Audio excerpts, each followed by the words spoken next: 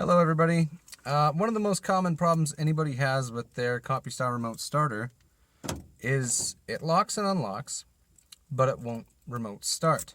So the reason for that is the vehicle is in a valet mode and it doesn't start for safety reasons. It's for mechanics when they're working on the vehicle so the car doesn't start on them and hurt them.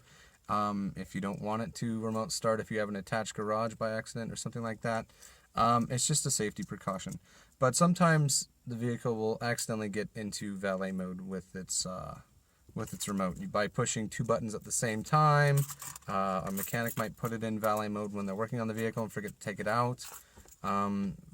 When it's not been used over an entire summer and then you want to use it in the wintertime, it might have switched into valet mode by itself or just by mashing keys and hitting the valet function, which is trunk and lock at the same time on this CompuStar version. So the quickest way to get it out is if you have a one-way, look on the back and it'll say valet and lock and trunk at the same time. So you just bump those two buttons at the same time and that will take it out of valet mode, so then you can remote start the vehicle. If you're having a hard time getting it out of valet mode doing that, just take your vehicle's key, get inside, and cycle the key from on to off 5 times. After the 5th time, you should see your park light indicator flash once. When it does that, just hit unlock on either of your remotes. If you have a one-way system, you have 2 one-way remotes. If you have a 2-way system, you will have a 2-way remote and a 1-way remote.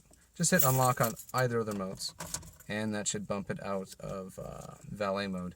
The CompuStar brain holds 3 remotes, so if you find that one of them stopped working afterwards, refer to my programming guide, and it will show you how to program both of your keys again afterwards if it bumps one of the keys out of the 3 programming slots.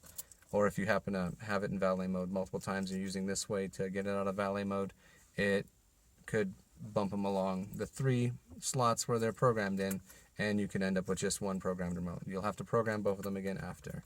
But it's very simple. It's the same as getting it out of valet mode, but you would just hit the lock button on both of them. So you'll cycle the key from off to on 5 times. Park lights will flash, and just hit unlock on one of the keys. You'll see the park light indicator flash once, and then when the programming mode is over, your park lights will flash twice. And now I can remote start the vehicle.